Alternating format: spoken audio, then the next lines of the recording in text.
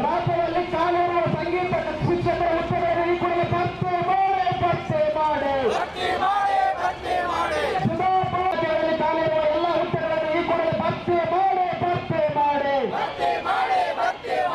ಆರೋಗ್ಯ ಇಲಾಖೆಗಳಲ್ಲಿ ಕಾಲಿರುವ ಎಲ್ಲ ಹುದ್ದೆಗಳನ್ನು ಈ ಕೂಡಲೇ ಭರ್ತಿ ಮಾಡಿ ರಂಗಕಲಾ ಶಿಕ್ಷಕರನ್ನು ನೇಮಕ ಮಾಡಿ ರಾಜ್ಯದಲ್ಲಿ ಕಾಲಿರುವ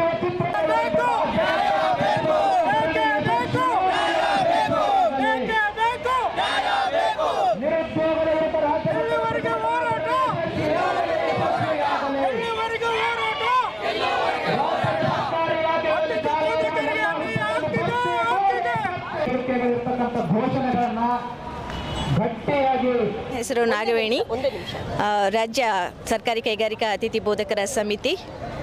ಈ ದಿನ ನಾವು ಅನಿರ್ದಿಷ್ಟಾವಧಿ ಮುಷ್ಕರವನ್ನು ಹಮ್ಮಿಕೊಂಡಿದ್ದೇವೆ. ನಮ್ಮ ಹಕ್ಕೊತ್ತಾಯವನ್ನು ಸರ್ಕಾರ ಈಡೇರಿಸಲೇಬೇಕು ಅನ್ನೋದು ನಮ್ಮ ಇವತ್ತಿನ ಹಕ್ಕೊತ್ತಾಯ. ನಮಗೆ ಆಗ್ತಿರೋ ಅನ್ಯಾಯ ಏನು ಅಂತಂದರೆ, ನಾವು ದುಡಿಯೋದು 8 ಗಂಟೆಗಳ ಕಾಲ ಆದರೂ 6ರಿಂದ 8 ಗಂಟೆಗಳ ಕಾಲ ದುಡಿತೀವಿ. ಆದರೆ ನಮಗೆ ಸಿಗ್ತಾ ಇರೋದು ಬರೀ ಗಂಟೆಗೆ 125ರಂತೆ 4 ಗಂಟೆಯ ಸಂಬಳ ಮಾತ್ರ ನಮಗೆ ಸಿಗುತ್ತೆ. ಅದು ಕೂಡ ಪ್ರತಿ ತಿಂಗಳು ಸ್ಯಾಲ್ರಿ ನಮಗೆ ಆಗೋದಿಲ್ಲ. ಯಾವುದೇ ಸೇವಾ ಭದ್ರತೆ ನಮಗಿಲ್ಲ.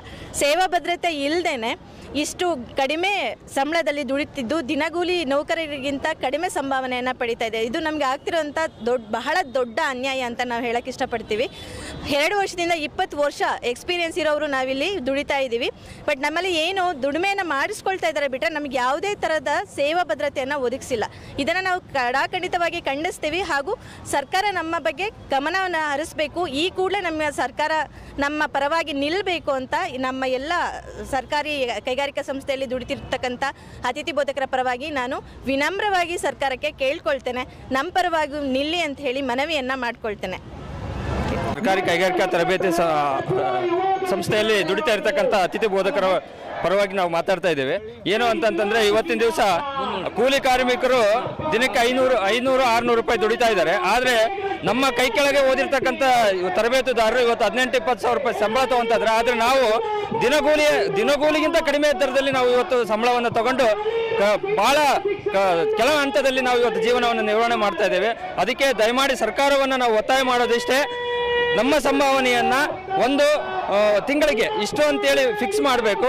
ಆಮೇಲೆ ನಮಗೆ ಒಂದು ಸೇವಾ ಭದ್ರತೆಯನ್ನು ಕೊಡಬೇಕು. ಏನು ಈಗ ಡಿಗ್ರಿ ಕಾಲೇಜ್ನವ್ರಿಗೆ ಏನು ಕೊಟ್ಟಿದ್ದಾರೆ ಅವೆಲ್ಲ ಸವಲತ್ತುಗಳನ್ನು ನಮಗೂ ಕೂಡ ಕೊಡಬೇಕು ಅಂತೇಳಿ ಕೇಳ್ಕೊಳ್ತಾ ಇದ್ದೇವೆ. ಯಾಕೆಂತಂದರೆ ಈಗ ಆಲ್ರೆಡಿ ನಾವು 4 ತಾಸು ಅಂದ್ಕೊಂಡು 6ರಿಂದ 8 ತಾಸು ನಾವು ಕೆಲಸ ಮಾಡ್ತಾ ಇದ್ದೀವಿ. ಆದರೆ ಅದಕ್ಕೆ ತಕ್ಕಂತೆ ನಮಗೆ ಇವತ್ತು ಸಂಭಾವನೆ ಸಿಗ್ತಾ ಇಲ್ಲ. ಆ ಕಾರಣದಿಂದ ದಯಮಾಡಿ ಇವತ್ತೇ ಆ ಸರ್ಕಾರವನ್ನು ಒತ್ತಾಯ ಮಾಡ್ತಿದ್ದೇವೆ. ದಯಮಾಡಿ ನಮ್ಮ ಒಂದು ಹಕ್ಕೊತ್ತಾಯವನ್ನು ಪರಿಶೀಲನೆ ಮಾಡಿ ಮುಂದಿನ ದಿನಗಳಲ್ಲಿ ಅದನ್ನು ಜಾರಿಗೆ ತರಬೇಕು ಅಂತೇಳಿ ಎಲ್ಲ ನನ್ನ ಅತಿಥಿ ಬೋಧಕರ ಪರವಾಗಿ ವಿನಮ್ರವಾಗಿ ವಿನಂತಿಯನ್ನು ಮಾಡಿಕೊಳ್ತಾ ಇದ್ದೇನೆ.